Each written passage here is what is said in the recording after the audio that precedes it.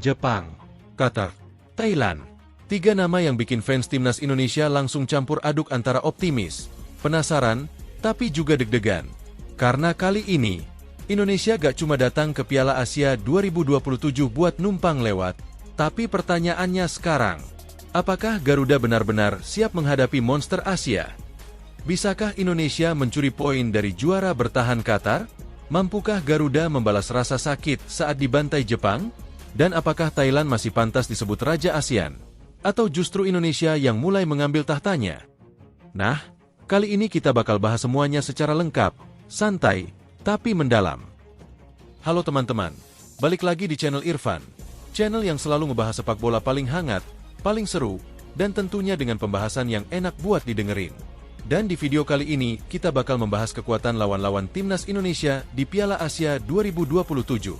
Karena jujur aja, hasil drawing kali ini benar-benar gak gampang buat Garuda.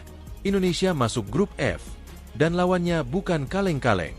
Ada Jepang, raksasa Asia yang isinya pemain Eropa semua. Ada Qatar, sang juara bertahan Piala Asia. Dan ada Thailand, rival ASEAN yang selalu panas kalau ketemu Indonesia. Kita bakal bedah satu persatu, mulai dari kekuatan mereka, kelemahan mereka, pemain kuncinya, sampai peluang realistis Indonesia nanti seperti apa. Jadi buat kalian yang cinta timnas Indonesia, jangan lupa bantu support channel ini dengan cara like video ini, subscribe, dan nyalakan lonceng notifikasinya supaya kalian gak ketinggalan update terbaru seputar timnas Indonesia dan sepak bola dunia. Dan sekarang, kita langsung masuk ke pembahasannya. Kalau kita lihat sekilas, banyak orang langsung bilang ini grup neraka. Dan memang gak salah, karena Jepang itu level elit Asia. Qatar adalah juara bertahan. Thailand rival regional yang kualitasnya selalu menyulitkan. Tapi sebenarnya, situasi ini juga menarik, karena justru di turnamen besar seperti inilah kita bisa benar-benar mengukur perkembangan timnas Indonesia. Apakah Indonesia masih sekadar tim penggembira? Atau sudah mulai layak bersaing di level Asia? Nah, untuk menjawab itu, kita harus bahas lawan pertama dulu. Dan lawan pertama Indonesia adalah Jepang. Kalau ngomongin Jepang sekarang, jujur aja, ini bukan lagi sekadar tim kuat Asia, tapi sudah masuk kategori tim elit dunia. Ranking FIFA mereka sekarang ada di posisi 18 dunia. Bayangin, mereka bahkan di atas banyak negara Eropa dan Amerika Latin. Dan yang bikin ngeri, Jepang bukan kuat karena 1-2 pemain, tapi sistem mereka benar-benar matang. Mereka punya regenerasi yang jalan terus. Pemain tua pergi, pemain muda langsung muncul lagi, dan kualitasnya gak turun. Ini yang bikin Jepang beda dari banyak negara Asia lain. Kalau kita lihat skuad Jepang sekarang, mayoritas pemain mereka bermain di Eropa, dan bukan di liga sembarangan. Ada Premier League, Bundesliga, La Liga, Serie A. Salah satu nama paling berbahaya tentu Kaoru Mitoma. Winger Brighton ini benar-benar mengerikan kalau dapat ruang. Driblingnya cepat, pergerakannya susah ditebak, dan 1 lawan 1, sangat mematikan. Lalu ada Takefusa Kubo, pemain yang dulu sempat disebut Messi dari Jepang. Visinya bagus, tekniknya halus, dan dia punya kemampuan membuka pertahanan lawan dengan umpan-umpan kreatif. Belum lagi Wataru Endo, kapten Jepang yang main di Liverpool. Pemain seperti Endo mungkin gak terlalu flashy, tapi sangat penting. Dia tipe gelandang pekerja keras yang bikin permainan Jepang stabil. Dan jangan lupa, Jepang juga punya lini belakang yang disiplin banget. Mereka mungkin gak sekeras tim-tim Timur Tengah, tapi positioning dan organisasi pertahanannya luar biasa. Sebenarnya bukan cuma kualitas individu mereka yang bikin serem, tapi mentalitasnya. Jepang sekarang datang ke setiap pertandingan bukan untuk bertahan, tapi untuk menang. Mereka bahkan sudah berkali-kali mengalahkan tim besar dunia. Jerman pernah mereka kalahkan. Inggris pernah mereka bikin kesulitan. Brasil juga pernah mereka tumbangkan. Artinya apa? Artinya Jepang sekarang gak inferior lagi terhadap negara besar. Dan itu efek dari perkembangan sepak bola mereka selama puluhan tahun. Dan jujur aja, fans Indonesia pasti masih ingat, Indonesia pernah dibantai Jepang 0-6. Itu pertandingan yang benar-benar menunjukkan perbedaan level. Banyak pemain Indonesia waktu itu bahkan kesulitan keluar dari tekanan. Jepang pressing tinggi, cepat, disiplin, dan nyaris gak kasih ruang. Nah pertanyaannya sekarang, apakah Indonesia sudah berkembang cukup jauh untuk memperkecil jarak itu? Karena menurut saya, target realistis lawan Jepang bukan menang dulu, tapi bagaimana Indonesia bisa tampil berani dan kompetitif. Kalau bisa mencetak gol saja ke Jepang, itu sudah jadi perkembangan besar. Sekarang kita masuk ke lawan kedua. Dan menurut saya, Qatar ini justru lawan paling tricky. Kenapa? Karena banyak orang sering meremehkan Qatar. Padahal mereka juara bertahan Piala Asia. Dan bukan cuma sekali. Mereka juara 2 edisi beruntun. 2019 dan 2023. Itu bukan kebetulan. Qatar sekarang berbeda dibanding 15 tahun lalu. Dulu mereka cuma dikenal sebagai negara kaya yang naturalisasi pemain. Tapi sekarang mereka punya identitas sepak bola yang jelas. Mereka membangun sistem lewat Aspire Academy. Mereka mendidik pemain sejak muda dengan metode modern. Dan hasilnya mulai kelihatan. Pemain-pemain Qatar sekarang punya teknik bagus, disiplin taktik, dan tenang dalam tekanan.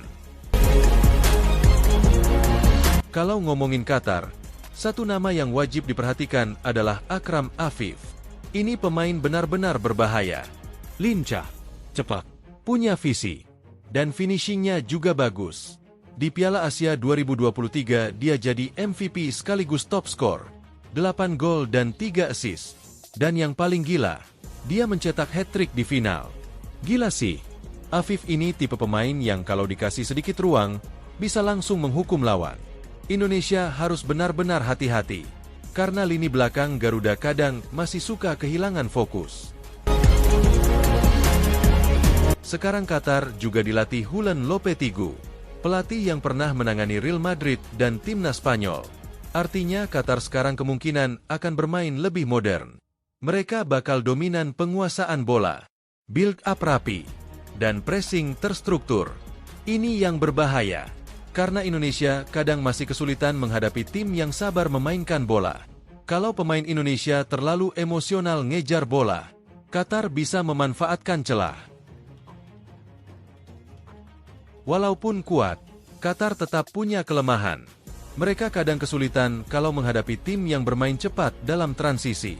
Dan Indonesia sebenarnya punya potensi di situ. Kalau Indonesia bisa disiplin bertahan, lalu menyerang cepat lewat counter attack, Qatar bisa dibuat kesulitan. Apalagi kalau pemain-pemain Indonesia sedang percaya diri. Karena di turnamen seperti Piala Asia, momentum itu penting banget. Nah sekarang kita masuk ke lawan yang paling emosional buat fans Indonesia. Thailand. Kalau lawan Jepang dan Qatar mungkin kita datang sebagai underdog. Tapi lawan Thailand, ini harga diri ASEAN. Dan pertandingan Indonesia versus Thailand hampir selalu panas. Walaupun belakangan performa mereka naik turun, Thailand tetap tim yang berbahaya. Mereka punya pengalaman panjang di Asia Tenggara. Mereka juga terbiasa bermain dengan tekanan. Secara teknik, Thailand masih bagus. Passing mereka rapi, kontrol bola bagus, dan mereka berani main terbuka. Pemain seperti Supacok Saracat masih jadi ancaman besar. Dia kreatif dan punya tendangan bagus. Tapi Thailand sekarang sebenarnya sedang dalam fase yang agak gak stabil. Mereka gagal di AFF Cup, gagal lolos lebih jauh di kualifikasi Piala Dunia. Dan yang paling kelihatan, mereka mulai kehilangan dominasi di ASEAN. Indonesia sekarang sudah jauh berkembang. Vietnam juga kuat, bahkan Malaysia mulai berani. Artinya Thailand gak lagi seseram dulu. Kalau beberapa tahun lalu Indonesia sering inferior lawan Thailand, sekarang situasinya berbeda. Indonesia sekarang punya banyak pemain diaspora dan naturalisasi berkualitas. Mental pemain juga meningkat. Dan yang paling penting, Indonesia sekarang sudah mulai percaya diri. Dulu kalau lawan Thailand, kadang pemain Indonesia sudah takut duluan. Sekarang enggak. Sekarang justru Thailand yang mulai sadar. Indonesia bukan lawan yang mudah lagi. Nah sekarang kita bahas faktor paling penting. Pelatih. John Herdman datang dengan ekspektasi besar. Dan di turnamen seperti ini, kecerdasan taktik pelatih bakal diuji habis-habisan. Karena menghadapi Jepang tentu beda pendekatannya dibanding lawan Thailand. Lawan Jepang mungkin Indonesia harus lebih compact dan disiplin. Lawan Qatar mungkin harus sabar dan efektif dalam counter attack. Sedangkan lawan Thailand, Indonesia mungkin justru bisa lebih agresif. Artinya Herdman harus fleksibel. Nah sekarang pertanyaan yang paling penting. Apa target realistis Indonesia? Apa target realistis Indonesia di grup ini? Kalau menurut saya pribadi, target utama Indonesia adalah minimal finish peringkat 3 terbaik. Karena peluang lolos itu tetap ada.